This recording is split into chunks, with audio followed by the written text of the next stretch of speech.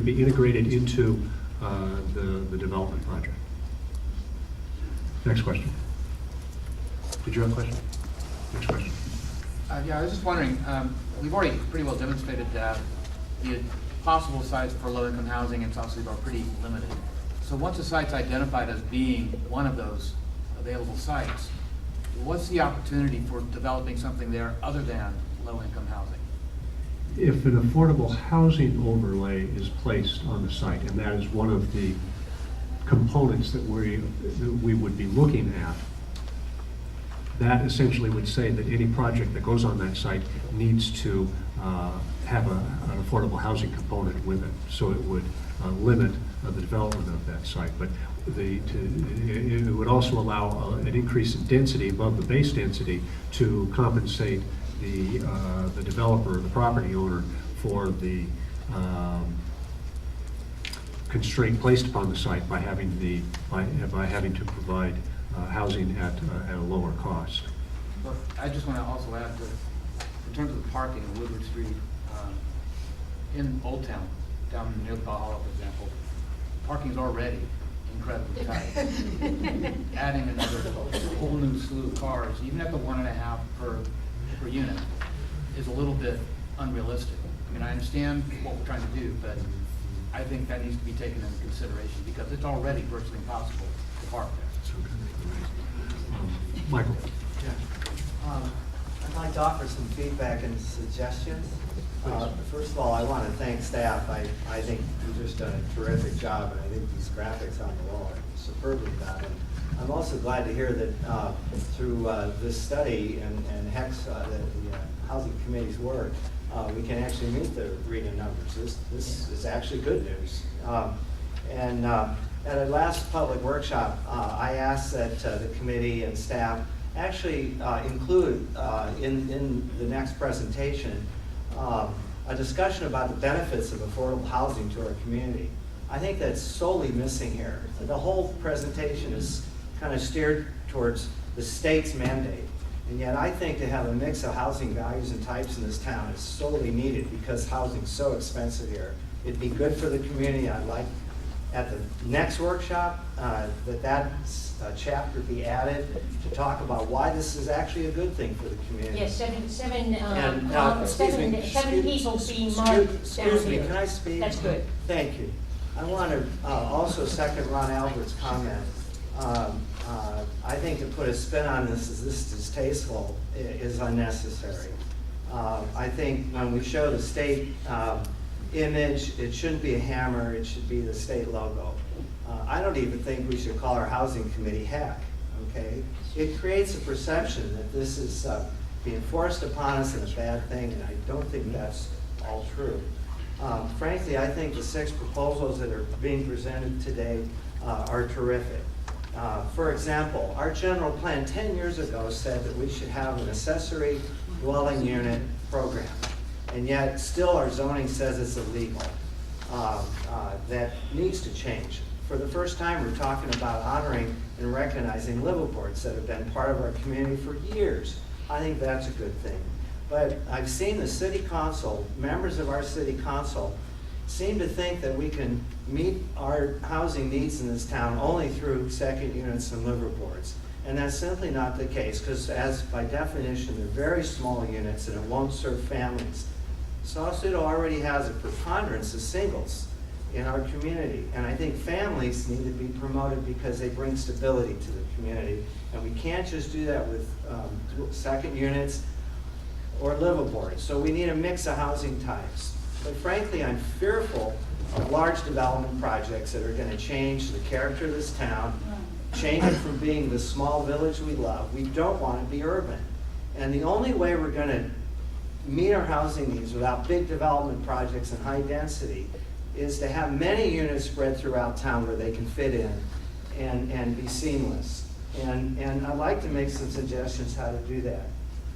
First of all, if you look at the details of our zoning standards, there's many restrictions that discourage housing. For example, simple things like second units. Do you know in this town, if you have a detached accessory building, you can't sleep in it? Well, how are you gonna have a second unit? That obviously has to change. Another one, parking. Parking is considered impervious surface, and there's a limit to how much impervious surface you can have. Well, if we want people to park for that second unit on the property rather than on the street, we need to change that impervious surface standard. I'd like to suggest 4 more strategies beside the 6 that are being discussed tonight. The first one is I think we should be promoting multiple unit in our multi-unit zones. That's already a part of town that's zoned for higher density, and yet there's elements of our zoning ordinance currently that discourage multiple units and multiple zones. And I'd like to turn in a letter of 16 ideas of how we can promote multiple units.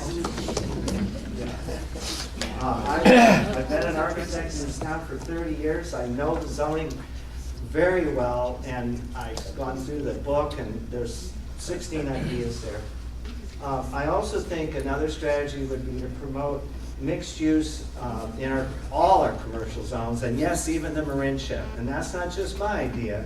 If you read the Marinship Steering Committee's report, they strongly recommend that we look at some housing, very limited amount, but we consider the Marinship. But I think we should promote mixed use in all commercial zones. Another strategy is we need to very seriously adopt an inclusionary standard where we're guaranteed that when we get multiple units, a strong percentage are affordable permanently. And then we should also establish an in lieu, an endowment fund to buy down some of the market rate in order to get deed restricted below market rate. These strategies are used throughout Marin in many communities, and they should be part of our housing element. The last thing, and then I'll sit down, I want to give you some very specific feedback to what I heard today. I just have a few points. I think you're right to require 1 parking space for a second unit, no more. That's almost the industry standard. I think, though, they shouldn't all have to be parked on site. In some neighborhoods, there's plenty of parking on the street, and in those specific neighborhoods, we should consider it. I also think we should consider second units throughout all residential zones in town to create the opportunity to look at a specific site by site. Some parts of town, it won't make sense. Some it will. It depends on that particular neighborhood, not the particular zone. So I oppose this idea of limiting second units to only certain zones. The other one is these vacant parcels, I think are all terrific. I think we can put housing on every one of these parcels without a significant impact if we do it carefully and thoughtfully through our planning process. We have a very strident, complex plan approval process. I have confidence that when projects come forward, they'll get the scrutiny they need so they don't negatively impact those neighborhoods. Then the last thing, I don't agree with the state's 16-unit minimum. If we're going to keep this town a small village and not have large urban-like development, multi-unit projects, we need to spread them out throughout town. Then 2 units here, 3 units there, 4 units there is exactly what we should be looking at. So that's a state mandate that doesn't fit this town. And I strongly urge that we do the feasibility study to show that we can put affordable housing on projects that have less than 16 units. And I can assure you we can. Thank you. Yeah. Yes, sir. Relative to your comments, I noticed that earlier here we were talking about 20 units per acre for Sausalito. However, the state seems to take into account the fact that Marin County is an urban county. In fact, you've already referred to it as an urban county. Does the 20 units per acre apply to Sausalito only, or does it apply to the whole county? Because we are a suburban county, not an urban county. The state has different designations for different cities. It's my understanding that Novato and San Rafael have a minimum of 30 units per acre, whereas Sausalito's 20. Yeah, because you're talking about units that could be up to 85 to 87 apartment houses fitting large numbers of very low income people. It'd be almost like a dormitory. Next question. Joan. Yeah, two questions. So one, in terms of the ability of the planning department and the planning commission to oversee development of these high-density overlay zones, is it not true that the state strips the planning commission authority with respect to that type of development, so that it is a ministerial process and not left to the planning commission discretion? One of the requirements for the rezoning is that the process be ministerial and not discretionary. Right, and so there's no planning commission oversight, there's no ability of the planning commission to, care about views and trees and other, intrinsic issues that are important to Sausalito if in these affordable housing overlay zones. Well, in establishing affordable housing overlay zones, and the city would be allowed to write standards that the staff would use in its administrative review and approval.